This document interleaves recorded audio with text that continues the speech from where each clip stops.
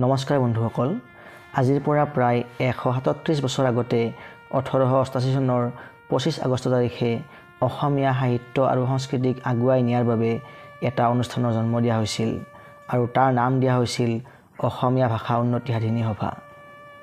আৰু এই মহৎ অনুষ্ঠানটোৰ প্ৰথম সম্পাদকৰ দায়িত্বত আছিল শিৱৰাম শৰ্মা বৰদলৈ। 1980ৰ দশকটোত যিসকল অসমীয়া ছাত্ৰই কলিকতাত উচ্চ শিক্ষা গ্ৰহণ কৰিবলৈ গৈছিল, তেখেতসকলে তাত প্ৰথমতে কিছু সৰু সৰু গোট হৈ অসমীয়া ভাষাটোৰ বাবে কি কৰিব পৰা যায় সেই বিষয়ে চিন্তা চৰ্চা আৰম্ভ কৰিছিল। আৰু এনেকৈ যেতিয়া কলিকতাৰ বিভিন্ন অঞ্চলত এনেকুৱা অসমীয়া ল'ৰাৰ গোটৰ সংখ্যা বৃদ্ধি পাবলৈ ধৰিলে, তেতিয়া তেখেতসকলে এই গোটবিলাকৰ মাজতে কিছুমান গঠনমূলক ক্ৰিয়াকলাপ কৰিবলৈ আৰম্ভ কৰিছিল। তাৰ ভিতৰত আটাইতকৈ উল্লেখযোগ্য আছিল প্ৰতি বুধবাৰ আৰু শনিবাৰে আয়োজন হোৱা টি পাৰ্টি অৰ্থাৎ চাহৰ আড্ডা। এই চাহৰ আড্ডাত তেখেতসকলে বিভিন্ন বিষয় আলোচনা কৰিছিল আৰু সেই আড্ডাতেই পোখা মেলিছিল এডাল যুগমীয়া বটবৃক্ষৰ, আৰু সেয়াই আছিল অসমীয়া ভাষা উন্নতি সাধিনী সভাৰ প্ৰথম আৰম্ভণি। এই সভাখনৰ যি উদ্দেশ্য আছিল সেয়া সেই সময়ৰ জোনাকী আলোচনীখনত সবিস্তাৰে প্ৰকাশ কৰা হৈছিল। জোনাকী আলোচনীখন প্ৰথম প্ৰকাশ হৈছিল 1889 চনত আৰু এইখন প্ৰকাশ কৰাটো অসমীয়া ভাষা উন্নতি সাধিনী সভাৰ এটা অন্যতম সিদ্ধান্ত আছিল। এই সভাখনৰ লগত জড়িত ব্যক্তিসকলৰ ভিতৰত অন্যতম আছিল বেণুধৰ ৰাজখোৱা, ডালিম চন্দ্ৰ বৰা, লক্ষ্মীপ্ৰসাদ চলিহা, ৰমাকান্ত বৰুৱা, কৃষ্ণপ্ৰসাদ দুৱৰা, ৰমাকান্ত বৰকাকতি, গুণীন্দ্ৰনাথ বৰুৱা, হেমচন্দ্ৰ গোস্বামী, কনকলাল বৰুৱা, চন্দ্ৰকমল বেজবৰুৱা, লক্ষ্মীনাথ বেজবৰুৱা আদিকে ধৰি আৰু বহুতো খ্যাতনামা ব্যক্তি।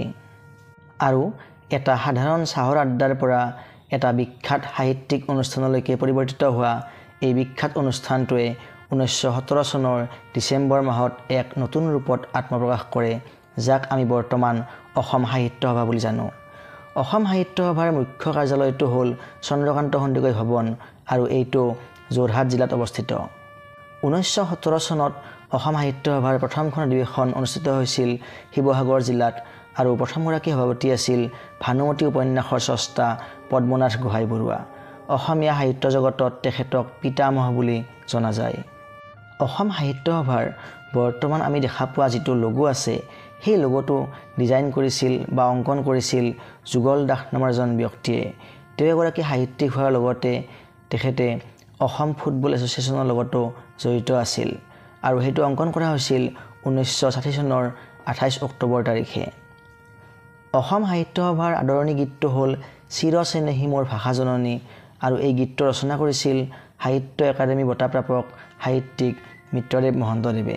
উল্লেখযোগ্য যে উক্ত গীতটি অসম সাহিত্য সভাৰ বাহিৰে বেলেগ অনুষ্ঠানত পৰিৱেশন কৰাৰ অনুমতি নাই। 1927 চনত চন্দ্ৰধৰ বৰুৱাৰ সম্পাদনাত প্ৰকাশ পাইছিল অসম সাহিত্য সভাৰ প্ৰথমখন অফিচিয়েল আলোচনী, যাৰ নাম আছিল অসম সাহিত্য সভা পত্ৰিকা। অসম সাহিত্য সভাৰ এইবাৰৰ 2025 ইংৰাজী বৰ্ষৰ অধিৱেশনখন অনুষ্ঠিত হয় বজালী জিলাৰ প্ৰাণকেন্দ্ৰ শিক্ষানগৰী আৰু নাট্যনগৰী হিচাপে জনাজাত পাঠশালাত। এই অধিৱেশনখন হৈছে অসম সাহিত্য সভাৰ 77 সংখ্যক অধিৱেশন। 555 বৰ্গমিটাৰ আয়তনৰ এটা সুবৃহৎ জাপি নিৰ্মাণ কৰি ইণ্ডিয়া বুক অৱ ৰেকৰ্ডছত নিজৰ নাম সন্নিৱিষ্ট কৰি চৰ্চাত থকা এইবাৰৰ পাঠশালা অধিৱেশনখনৰ সভাপতিৰ দায়িত্বত আছিল ডক্টৰ বসন্ত কুমাৰ গোস্বামীদেৱ। হাজাৰ হাজাৰ কৰ্মকৰ্তাৰ হাড়ভঙা পৰিশ্ৰম আৰু লাখ লাখ অসমীয়াৰ উপস্থিতিৰে সুন্দৰকৈ অনুষ্ঠিত হৈ যোৱা এই মহান অনুষ্ঠানটোৰ দীৰ্ঘায়ু কামনা কৰি আজিৰ এই ভিডিঅ'টো সামৰণি মাৰিলোঁ। জয় আই অসম, জয়তো অসম সাহিত্য সভা।